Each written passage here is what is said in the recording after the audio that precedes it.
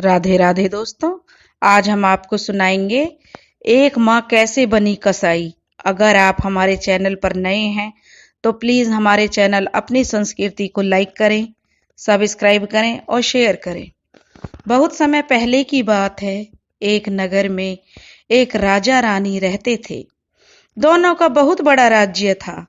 दोनों बहुत खुशहाल जीवन जीते थे और एक दूसरे से बहुत प्रेम करते थे। दोनों के दो बच्चे थे, एक लड़का और एक लड़की।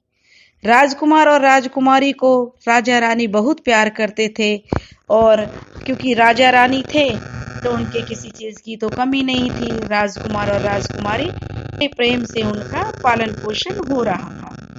एक दिन की बात है, रानी की तबीयत अचानक खराब हो गई। राजा ने राजवैद्यों को अच्छे से अच्छा इलाज करने के लिए बोला, लेकिन रानी को कोई आराम नहीं लगा। अब राजा ने दूर दूर से नामी वैद्यों को रानी के इलाज कराने के लिए बुलवाया, लेकिन कोई फायदा नहीं हुआ और दिन प्रतिदिन रानी की तबीयत बिगड़ती चली जा रही थी और एक दिन बीमारी के कारण रानी का देहांत हो गया। यूं रानी के अचानक छोड़कर जाने से राजा बहुत दुखी हुआ। वह टूट सा गया, लेकिन अब क्या हो सकता था। जो जाने वाला था वो तो चला गया, जीना तो उसके बिना भी पड़ता है। ऐसे ही राजा ने अपने आप को ढांढस बंधाया और अपने राजकार्यों में लग गया। ऐसे ही समय बीतने लगा और राजा अपने राजकार्यों में व्यस्त हो गया। अब रानी के स्वर्गवास के 6 महीने ही बीत गए। राजा को रानी की बहुत कमी खलती थी तो राजा बहुत उदास हो जाता। यह देखकर राजा के परिवार वाले या रिश्तेदार राजा को दूसरी शादी करने के लिए कहने लगे कि आप तो राजा हैं क्योंकि कामकाज में लगे रहते हो, लेकिन बच्चों के लिए भी माँ का होना बहुत जरूरी है। राजा यही कहता कि पता नहीं दूसरी माँ कैसी आएगी और बच्चों के साथ कैसा व्यवहार करे। यह सोचकर राजा अपने विवाह की बातें टाल देता था। अब घर वालों ने राजा को बहुत समझाया, राजा साहब आप तो समझदार हैं और राजकार्यों में व्यस्त हो जाते हैं, लेकिन आपके बच्चे अभी छोटे हैं, उन्हें तो माँ की आवश्यकता है जो उनका ख्याल रख सके। इस प्रकार बच्चों के बारे में सोचकर राजा विवाह के लिए तैयार हो गया। अब दूसरी रानी आ गई। पहले तो रानी राजा के बच्चों को बहुत प्रेम से रखती थी, उनकी हर आवश्यकता का ख्याल रखती, बिल्कुल एक माँ की तरह दोनों बच्चों को बहुत ध्यान देती थी, बहुत प्यार करती थी। सब लोग कहते कि देखो रानी बच्चों को कितना ख्याल रखती है, कितना प्यार करती है, बिल्कुल सगी माँ के जैसे। राजा भी रानी पर बहुत विश्वास करने लगा और ऐसे ही समय बीत रहा था। अब रानी के आने से राजा और बच्चे दोनों खुश रहने लगे। अब रानी के भी अपनी एक बेटी हो जाती है। रानी अपनी बेटी पैदा होने के बाद रानी के व्यवहार में बदलाव आने लगता है। वह अपनी बेटी को ज्यादा प्यार करती है और उन दोनों बहन भाई से दुर्व्यवहार करने लगती है। रानी में अचानक परिवर्तन आ जाता है, लेकिन बच्चे इस बात को कहाँ समझते हैं। वो तो अपनी माँ ही उसे समझते थे, लेकिन रानी को अब वे दोनों बच्चे फूटी आंख नहीं सुहाते थे। अब रानी दोनों बच्चे बहुत उसको खटकने लगे थे। अब रानी राजा को झूठी शिकायत बच्चों की रोज कुछ ना कुछ लगा कर कहती रहती, बढ़ा चढ़ाकर उनकी शिकायत करती। आज बच्चों ने यह कर दिया, आज बच्चों ने वह कर दिया, तो राजा बच्चों को धमकाता था। कभी कभी तो बच्चे पर हाथ भी उठा देता। अब बच्चे बहुत दुखी रहते और राजा उनकी कुछ नहीं सुनता था। बेचारे बच्चे कुछ नहीं बोलते, क्योंकि राजा और सब जो प्रजाति सब रानी को उनकी अच्छी छवि बनी हुई थी कि इतने दिनों से रानी जो है बच्चों को पाल रही थी और बड़े प्यार से रानी उनको पाल रही थी, तो बुरी माँ तो वह थी नहीं। लेकिन अब रानी बदल गई, इस चीज का किसी को क्या पता था। अब बच्चे बेचारे बड़े दुखी रहते। एक दिन रानी ने अपने सिर के दर्द का बहाना बनाया और पलंग पर लेट गई। अब राजा शिकार खेलकर महल में आया तो राजा ने रानी से पूछा, रानी जी क्या हो गया है, इस तरह लेटी हुई हो? तो रानी बोली, राजा साहब, हमारी तबीयत बहुत खराब है, हमारे सिर में बहुत दर्द है। तो राजा बोले कि ये कैसे ठीक होगा, क्योंकि राजा तो पहले ही एक रानी को खो चुके थे। इसलिए राजा बहुत घबरा गए और बोले, रानी, आपका यह दर्द जैसे भी ठीक होगा वह मुझे बताइए, मैं हर कोशिश करूंगा। तब रानी कहने लगी कि राजा साहब, हम जो कहेंगे आप करोगे? तब राजा बोले, हाँ हाँ, क्यों नहीं करेंगे, तुम्हारे ठीक होने के लिए हम कुछ भी कर जाएंगे।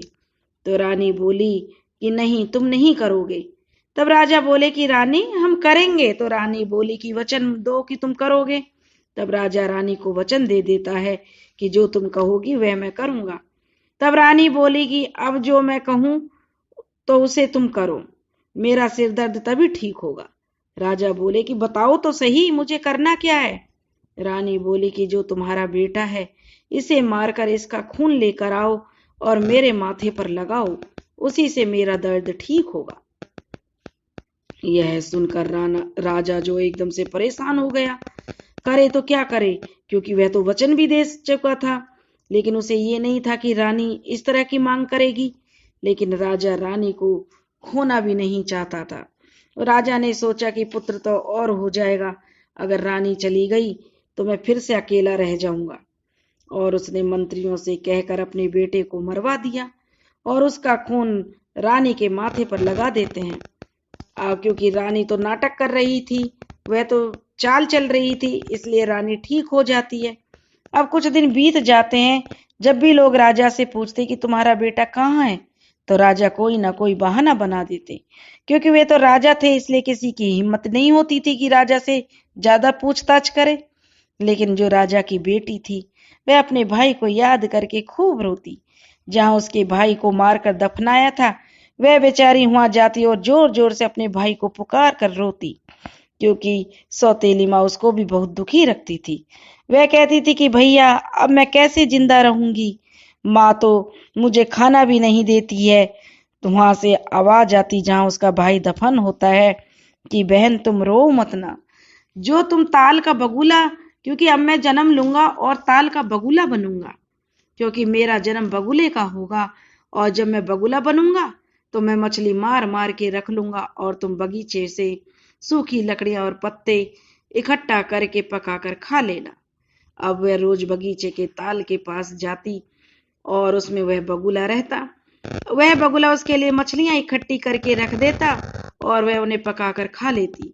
ऐसे ही दिन बीतने लगे। अब वह लड़की तंदुरुस्त होने लगी। जब रानी ने देखा कि मैं अपनी बेटी को अच्छे से अच्छा खाना खिलाती हूँ और इसको खाना भी नहीं देती हूँ, जब भी यह इतनी तंदुरुस्त होती जा रही है, मोटी ताजी हो गई है, और मेरी बेटी दुबली होती जा रही है, तो उसको यह भी खटकने लगा। अब वह अपनी सौतेली बेटी को बहुत डांटती कि सच सच बता, मैं तुझे खाने को कुछ नहीं देती, फिर भी तुम मोटी होती जा रही है, बता, नहीं तो मैं तुझे मरवा दूंगी। यह सुनकर बेचारी लड़की डर जाती है और सारी बात अपनी सौतेली माँ को बता देती है कि मेरे भाई का जन्म जो बगुले के रूप में हुआ है, वह मछली मार मार कर रख लेता है और मैं जाकर उन्हें पकाकर खा लेती हूँ। रानी बोली, अच्छा तो ये बात है। रानी फिर सिर दर्द का बहाना करके लेट गई। फिर राजा आया तो बोले कि क्या हो गया रानी साहिबा? तब रानी बोली, राजा साहब, इस नगर में इस नगर में जितने भी तालाब हैं और उन तालाबों में जितने भी बगुले हैं, उन सबको मरवा दो तो मैं ठीक हो जाऊंगी और उनका खून लाकर मेरे माथे पे लगा दो। तो राजा बोले, अच्छा, ये तो कोई ज्यादा बड़ी बात नहीं है, बगुले का ही तो खून चाहिए, तुम्हें मिल जाएगा। अब राजा जो है तालाब के बगुलों को मरवा देता है और उसका खून रानी लगा लेती है। लेकिन जो बहन होती है फिर से रोती है और अपने भाई को पुकारने लगती है कि अब मैं कैसे जिंदा रहूंगी। तब फिर आवाज आती है, बहन तुम रो मत, अब हम एक पेड़ बनेंगे, क्योंकि जहां बगुले की हड्डियां दफन थी वहां से फिर आवाज आने लगी। तब फिर अब हम पेड़ बनेंगे और तुम रोज आना हमारे फल खाना। बहन कहती है, ठीक है। अब फिर वही होने लगा। उस लड़की का भाई जो एक कैथा का पेड़ बन गया और अपनी बहन के लिए कैथा के फल डाल देता और बहन उन्हें खा लेती। अब वह फिर मोटी होने लगी और रानी फिर सोचने लगी जरूर कोई बात है। वह फिर लड़की को मारती पीटती और सच्चाई जानने के लिए कहती कि कैसे वह मोटी हो रही है। तब लड़की जान जाने के डर से अपनी सौतेली माई को बता देती है कि वह कैथा के फल खाती है। अब रानी ने को बड़ा गुस्सा आता है कि कैसे मरने के बाद भी मुझे चैन नहीं लेने दे रहा है, इसे कैसे छुड़ाऊं, कैसे पीछा छूटेगा इससे। लेकिन वह रानी जो है फिर से सिर दर्द का बहाना करती है और फिर लेट जाती है। राजा को जब पता चलता है कि रानी की तबीयत खराब है तो राजा फिर से जो है रानी के पास पहुंचता है और कहता है कि रानी साहिबा क्या बात है। तब रानी कहती है कि मेरे सिर का दर्द जब ठीक होगा, जो नगर में कैथा का पेड़ है उसे कटवा दीजिए, उसकी छाल को घिसवा कर मेरे माथे पर लेप कराओ तो मेरा सिर दर्द ठीक हो जाएगा। राजा सोचने लगा कि यह कैसी रानी मिली है, इसकी तो बीमारी ही बड़ी अजीब है। पर राजा करे तो क्या करे, वह रानी को खोना तो चाहता नहीं था, लेकिन राजा को अपने बेटे का भी खोने का बहुत दुख था। लेकिन वह रानी के प्यार में अंधा था, सो कुछ कहता नहीं था। अब राजा ने कैथा के पेड़ कटवा दिए और रानी ठीक हो गई। उसकी छाल उसके माथे पे मल दी, वह ठीक हो गई। अब लड़की जो है फिर उस पेड़ की जगह पर जाती और अपने भाई को पुकारती कि भैया अब हम कैसे जिंदा रहेंगे, और अपने भैया को याद करके जोर जोर से रोती। फिर उसके भाई की आवाज आई। उसका भाई कहता है कि बहन, अब मैं दूर, इस राज्य से दूर, एक राजा के उनके कोई संतान नहीं है, अब मैं यहाँ उनके यहाँ पुत्र के रूप में जन्म लूंगा। तुम किसी भी तरह पता लगाकर वहां आ जाना, अब हम दोनों वहीं पर मिलेंगे। बहन कहने लगी ठीक है। अब सौतेली माँ का अत्याचार बेटी पर बढ़ गया, वह भूखी रहने लगी। ऐसे ही कुछ दिन बीत गए। अब उसको याद आया कि मेरा भाई का जन्म हो गया होगा, तो वह चुपचाप अपनी सौतेली माँ का महल छोड़कर चुपचाप निकल जाती है और बहुत दूर तक चलते चलते चलते चलते बहुत दूर निकल जाती है। तब उसे नाच गाने की आवाज आती है, तो वहां तो वह पहुंच नहीं पा रही थी, तो पूछती है कि ऐसा कौन सा राजा है जिनको बहुत दिनों के बाद बेटा हुआ है। जो राहगीर होते हैं उनसे वह पूछती है, तो बहुत से लोग मना कर देते हैं कि हमें नहीं पता, वह तो और आगे होगा, आप आगे जाकर पता कीजिए। बेचारी चलती रहती है, चलते चलते फिर दूसरे नगर में पहुंचती है, तो उसे प्यास लगने लगती है। भूखी प्यासी वह एक घर के पास रुकती है, तो देखती है कि वहां कुछ औरतें माता रानी की पूजा कर रही थी। तो वह भी वहां रुक कर कहने लगती है कि यह पूजा कब खत्म होगी। जब पूजा खत्म हो जाती है तो वह औरतें पूछती हैं कि तुम कौन हो और कहां से आई हो।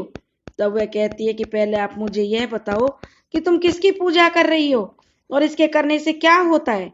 तब वे बताती हैं कि यह पूजा चट माता की है, और बोली इसे कैसे करते हैं। तो औरतें कहने लगी कि जो भी मनोकामना हो उसकी मनौती पूरी हो जाती है, चट माता की पूजा होती है। 7 सुहागिनों को बुलाकर चट माता की पूजा की जाती है, उसे सारी विधि बता देती हैं। तब लड़की बोली अगर मेरी मनौती भी पूरी हो जाएगी तो मैं मनौती मांगती हूँ कि मेरा भाई मुझे मिल जाए, और जब मेरी मनौती पूरी होगी तो मैं भी यह पूजा करूंगी। और वह औरतें कहती हैं हाँ हाँ क्यों नहीं, बिल्कुल पूरी होगी। जब तुम्हारी मनौती पूरी होगी तो तुम्हें जरूर माता रानी तुम्हारी मनौती पूर्ण करेंगे और उनकी प्रसाद देने। अब उस लड़की को उन औरतों ने प्रसाद दिया और पानी पिला दिया, तो उसने भी संकल्प ले लिया कि हे चट माता, मेरी मनोकामना पूरी करना, मैं भी आपकी पूजा करवाऊंगी और आपका प्रसाद खिलाऊंगी।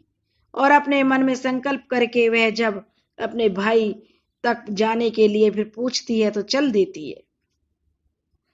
अब वहां से आगे चल देती है और चलते चलते बहुत आगे निकल जाती है। तो फिर वहां वह किसी व्यक्ति से पूछती है भाई, कोई ऐसा राजा है जिसके बहुत दिनों बाद बेटा हुआ है। तब एक व्यक्ति बोलता है कि हाँ बेटा हुआ है। वह पूछती है कि कहाँ कैसे पहुंचूंगी। तो वह सारा रास्ता बता देता है। जब वह पहुंचती है तो देखती है कि चारों ओर बड़ी धूमधाम से खुशियां मनाई जा रही थी, ढोल नगाड़े बाज रहे थे, बहुत अच्छा खुशी का माहौल था, उत्सव मनाए जा रहे थे, गरीबों को दान दिया जा रहा था।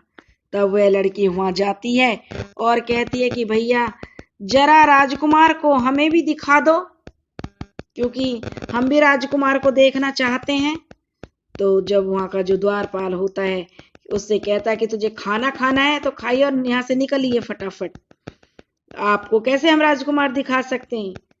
तो वह बहुत जिद करती है, लेकिन जो द्वारपाल उसे वहां से भगा देता है।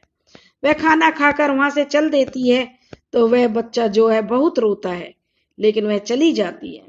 दूसरे दिन फिर आती है और राजा के महल में चली जाती है।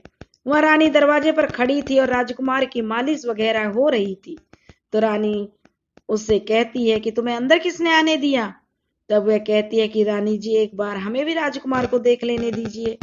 तो रानी कहने लगी कि इतने सालों के बाद तो मेरे यहाँ राजकुमार ने जन्म लिया है, हम इसे किसी को भी नहीं दिखा रहे, कहीं नजर ना लग जाए। लेकिन पता नहीं फिर भी कल से रोए जा रहा है। तब वह बोली, रानी जी आप दूर से ही हमें दिखा दो, शायद वो चुप हो जाए। तो रानी सोचती है कि चलो दिखा देती हूँ इसको। राजकुमार के होने की बहुत खुशी हुई है रानी को, तो वह किसी का दिल नहीं तोड़ना चाहती थी। तभी तो यहाँ तक वह रानी सोचते कि मेरे बच्चे होने की इसको खुशी हुई है, तभी तो वह राजकुमार को देखने के लिए यहाँ तक आ गई है। और रानी जो है उसे उस राजकुमार को दिखा देती है। तो लड़की के छूने से ही राजकुमार चुप हो जाता है। वह भी पहचान जाता है कि यह मेरी बहन है। तो रानी को बड़ा अचंभा होता है कि सबने इतनी कोशिश की राजकुमार को चुप करने की, लेकिन वह चुप नहीं हुआ और इस लड़की के छूने से ही चुप हो गया। फिर रानी बच्चे को उसकी गोद में दे देती है। तो बच्चा उसकी गोद में आकर के खूब खेलता हंसता है। तो रानी कहती है कि इसने कल से दूध नहीं पिया है और यह बहुत भूखा है। तो रानी जो उस लड़की को कहते है कि तुम इसे दूध पिला दो, और दूध की बोतल उसके हाथ में देती है। तब लड़की के हाथों से बच्चा दूध पी लेता है। तो रानी बहुत खुश होती है, क्योंकि बच्चा उसकी गोद में बहुत खुश था। तो उसे रानी खाना खिला देती है लड़की को, और कुछ पैसे भी देती है।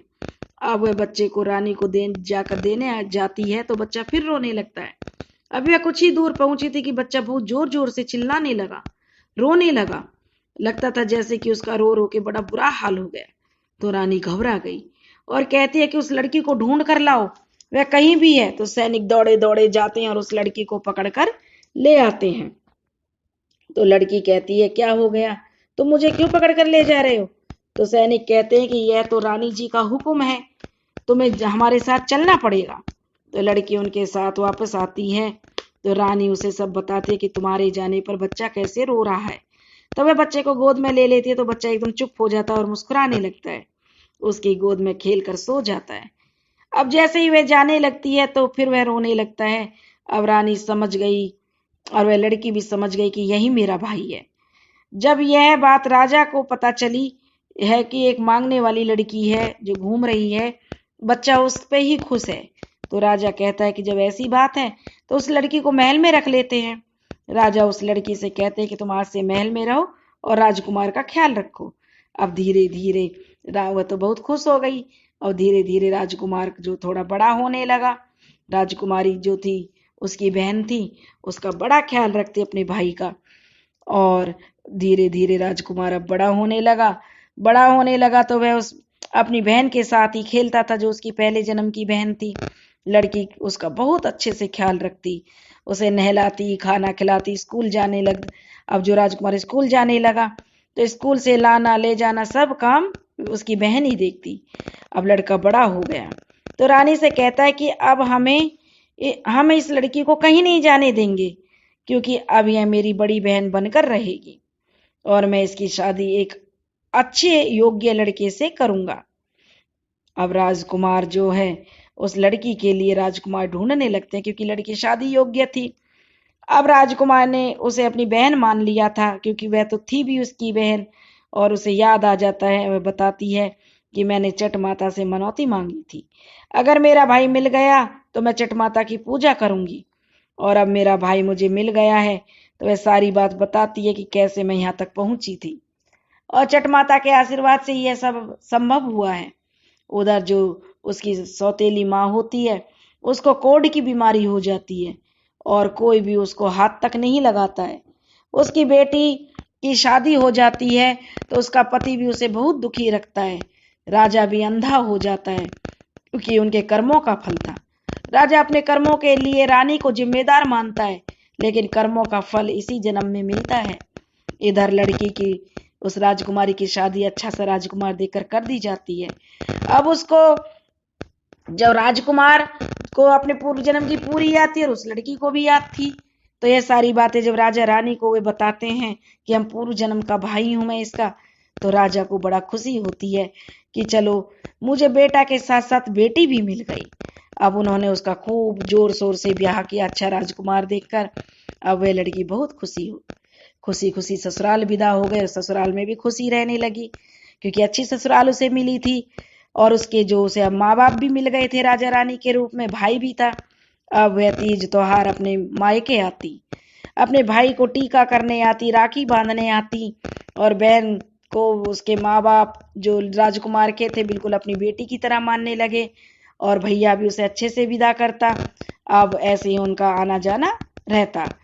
उसे अब मायका भी मिल गया, ससुराल भी मिल गई, भाई भी मिल गया। चट माता ने उसकी सारी मनोकामना पूरी कर दी। हे चट माता, जैसे तुमने लड़की के परिवार दिया उसकी मनोकामना पूरी की, ऐसे ही इस कहानी को कहने वाले और सुनने वाले की सबकी मनोकामना पूरी करना। बोलो चट माता की जय।